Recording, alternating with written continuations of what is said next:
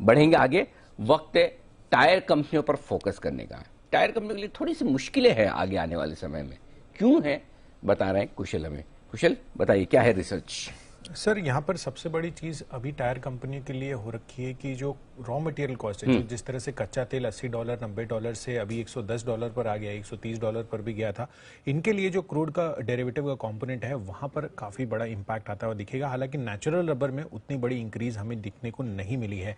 But more importantly आप देखिए यहाँ पर कंपनी की जिस तरह से, इनफैक्ट जितनी भी टायर कंपनियां हैं उनके लिए इनका रॉ मटेरियल खर्च तो बढ़ता हुआ दिखेगा ही। और यहाँ पर एक आंकड़ा भी सामने आपके रख रहा हूँ। Q4 FY22 में फरवरी तक, यानी कि जो मौजूदा तिमाही चल रही है, उसमें पहले ही खर्चों में तिमाही आधार पर यानी क्वार्टर ऑन क्वार्टर बेसिस पर 5% की बढ़त हमें ऑलरेडी देखने को मिल चुकी है। सालाना आधार पर देखेंगे तो करीबन 22% की बढ़त यहाँ पर ऑलरेडी खर्चों में हो चुकी है।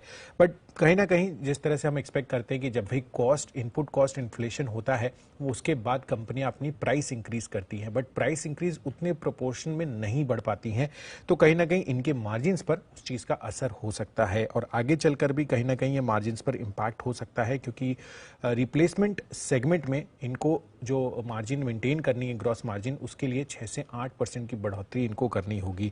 तो यहाँ पर जिस तरह से रसिया यूक्रेन के बीच में जो क्राइसिस है, उससे कच्चे तेल में जो मार्जिन पर इम्पैक्ट है वो तो एक है ही, पर एक और आंकड़ा भी है कि कच्चे तेल में अगर 10% की तेजी होती है तो इनको अपनी ग्रॉस मार्जिन न्यूट्रल रखने के लिए करीबन 2% की कीमत बढ़ानी है। तो ऐसे रिसर्च कह रहे हैं। बट आगे ये कितना प्राइस इंक्रीज कर पाते हैं उस पर हमारा फोकस रहेगा। और साथ ही जो डिमांड है, जहां पर रिप्लेसमेंट मांग पर धीमापन जो आता हुआ दिखा है टू व्हीलर और साथ साथ जो पैसेंजर कार्स में, वो कहीं ना कहीं इनके लिए एक इम्पैक्ट क्रिएट कर सकता है। तो एक तरफ कॉस्ट की मार है और दूसरी तरफ डिमांड भी उतनी प्रोपोर्शनलिटी इंक्रीज नहीं हो रही है, जिस वजह से आगे चलकर भी मार्जिन्स पर दबाव अभी भी बना रहेगा। दबाव बना रहेगा मार्जिन्स पर, ये परेशानी वाली बात टायर कंपनीज के लिए हो सकती है। अविनाश जी, आप भी थोड़ा कमजोर समय देखते हैं। एक तो मार्जिन प्रेशर आ रहा है, दूसरा ऑटो डिमांड भी गिर सकती है अगर कच्चे तेल लंबे पीरियड तक हाई प्राइस पर रहते हैं। पहले भी हम ये देख चुके हैं। और मार्जिन प्रेशर तो वैसे भी ऑटो कंपोनेंट सभी के लिए बढ़ रहा है सर। बिल्कुल। इनफैक्ट देखिए, मुझे लग रहा है कि पहला तो प्रॉब्लम क्रूड ऑयल का है। उसके बाद जो दूसरे इनपुट्स है जैसे कार्बन ब्लैक है, वो भी एक्सपेंसिव हो गए हैं। और सबसे बड़ी बात हमने देखा है कि काफी बड़ी फ्रंटलाइन कंपनी जैसे सिएट ने पिछले तीसरे तिमाही में काफी खराब नंबर्स डिक्लेयर किए थे। फोर्थ क्वार्टर भी सारे ऑटोमोबाइल कंपनीज के लिए जो ऑटो सेगमेंट में काम करते हैं उनके लिए काफी दिक्कत की प्रॉब्लम होगी, क्योंकि वॉल्यूम तो डेफिनेटली कॉम्प्रेस हो चुके हैं, डिमांड वीक है। और ऊपर से ये मार्जिन प्रेशर जो रॉ मटेरियल कॉस्ट का है, वो हमको लग रहा है कि कम से कम 3-4 महीने तो जरूर रहेगा।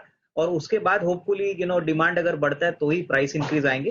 तो मेरे ख्याल से आई थिंक जिनके पास स्टॉक्स है वो होल्ड करे, बट फ्रेश खरीदारी दीपांशु मुझे लग रहा है कि कोई जल्दबाजी ना करे, क्योंकि चौथी तिमाही के नंबर्स भी टायर कंपनीज के काफी निराशक आ सकते हैं। तो ये है आपके लिए ऑटो कंपनीज। चौथे तिमाही के नंबर्स थोड़े निराशित रह सकते हैं। इनफैक्ट डेज लो पर सारे के सारे टायर स्टॉक्स ट्रेड करते हुए दिख रहे हैं। ये इंटरेस्टिंग है। टीवीएस श्री चक्र अभी हमने देखा, बालकृष्ण इंडस्ट्रीज पर भी प्रेशर बना हुआ है, और भी बाकी टायर स्टॉक्स हैं जो इस समय प्रेशर में आ रहे हैं। तो टायर स्टॉक्स के लिए अच्छा वक्त नहीं है फिलहाल। उसका आप इम्पैक्ट देख रहे हैं। जेके टायर भी फिसला है, बिरला टायर्स फिर भी होल्ड आउट कर रहा है, अपोलो टायर्स एकदम सपाट है इस समय। ये है आपके लिए टायर स्टॉक्स पर एक्शन।